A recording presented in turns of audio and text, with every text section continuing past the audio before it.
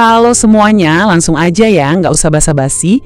Di sesi bedah laporan kali ini, kita bakal ngupas tuntas sebuah kabar yang cukup besar dan baru aja dirilis.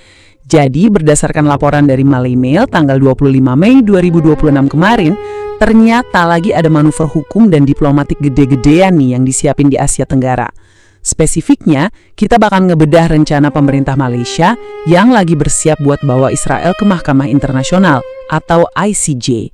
Kita bakal bongkar bareng-bareng apa sih yang sebenarnya terjadi, apa argumen utamanya, dan gimana langkah-langkah ini bakal dieksekusi. Tentunya kita bahas secara objektif aja ya. Yuk, kita mulai. Nah, satu kutipan ini tuh ibaratnya merangkum semua alasan kenapa pergerakan ini terjadi. Menteri Besar Selangor, Amiruddin Syari, ngomong dengan tegas banget kalau pemerintah Malaysia tidak akan tinggal diam atas insiden yang menimpa ratusan aktivis internasional. Penolakan buat diem aja ini yang jadi motor penggeraknya guys. Ini bukan sekedar obrolan politik biasa loh. Laporan itu nyebutin kalau pernyataan ini adalah fondasi dari kebijakan nyata yang sekarang lagi digarap serius sama para pejabat di sana. Proses hukum sebesar ini tuh jelas gak terjadi dalam semalam kan? Amiruddin Syari ngejelasin ada 2 tahap yang sekarang lagi jalan. Langkah pertama, bayangin aja kayak nyusun kepingan puzzle yang rumit. Tim pengacara lagi sibuk banget ngumpulin semua bukti dan dokumen pendukung. Pokoknya dipastiin dulu fondasinya bener-bener kuat. Nah, kalau dirasa udah lengkap, baru deh masuk ke langkah kedua, ngajuin gugatannya secara resmi ke Mahkamah Internasional atau ICJ. Terus apa sih inti yang digugat? Laporan itu nyebutin kalau langkah ini diambil karena ada dugaan tindakan brutal. Lebih spesifik lagi, gugatan ini fokus ke dugaan penculikan dan penyiksaan terhadap para aktivis, khususnya buat mereka yang berasal dari Malaysia. Nah, materi hukum inilah yang sekarang lagi dibangun mati-matian sama tim mereka. Lebih dari 400, coba bayangin angka itu. Ini bukan inisiatif berskala kecil atau gerakan dari satu negara aja. Ada lebih dari 400 aktivis internasional yang gabung dalam sebuah armada global yang namanya Misi Sumut Flotilla.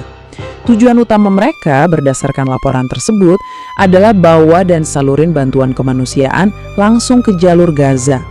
Nah, karena jumlah pesertanya sebanyak ini dan skalanya global banget, gak heran kalau insiden ini dengan cepat meledak jadi isu internasional yang akhirnya memicu respons dari berbagai negara, termasuk Malaysia.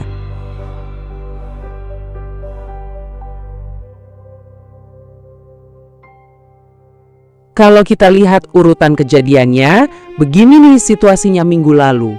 Misi Armada Global Sumut Flotilla ini awalnya nyoba buat nembus blokade Gaza demi nyalurin bantuan kemanusiaan. Tapi, gak lama setelah itu, laporan nyebutin kalau mereka dicegat dan diserang sama militer Israel. Di hari-hari setelah pencegatan itu, ratusan aktivis ini sempat ditahan. Terus, di perkembangan terbarunya, para aktivis ini akhirnya dilepasin dari tahanan, tapi langsung dideportasi balik ke negara asal mereka masing-masing. Lini masa ini ngasih kita gambaran yang jelas banget soal urutan kejadian yang memicu eskalasi diplomatik dan hukum yang lagi disusun sekarang. Rencana gugatan ke ICJ ini ternyata nggak berdiri sendiri loh. Syari nambahin kalau langkah hukum tadi bakal dijalanin barengan sama tekanan diplomatik yang terus-terusan. Pemerintah Malaysia kelihatannya jadiin insiden ini sebagai momentum buat nyuarain tuntutan geopolitik mereka yang lebih gede, yaitu menuntut pembebasan penuh atas Gaza. Ini nunjukin ada pendekatan 2 arah nih. Di satu sisi mereka maju bertarung di ranah hukum lewat ICJ soal dugaan penyiksaan tadi. Tapi di sisi lain mereka juga terus neken lewat jalur diplomasi internasional buat tujuan jangka panjangnya. Walaupun misi Sumut Flotilla 2 kemarin berujung deportasi, komitmen dari pihak penyelenggara ternyata nggak berhenti di situ aja. Udah ada 2 agenda spesifik yang lagi disiapin buat kedepannya. Pertama, Malaysia disebut-sebut lagi nimbang buat bikin sebuah konferensi internasional terkait Palestina. Tujuannya simple, tapi dampaknya masif. Buat ngumpulin para tokoh internasional di satu tempat dan memperkuat gerakan advokasi global. Kedua, dan ini yang paling berani sih, mereka lagi nyiapin misi lanjutan. Yap, misi dengan nama Sumut 3 lagi disiapin saat ini juga. Ini langkah yang secara terang-terangan ditujuin buat terus nentang blokade di Gaza. Ibaratnya, mereka mau ngirim pesan jelas, pencegahan kemarin nggak bakal ngantiin inisiatif bantuan kemanusiaan ini.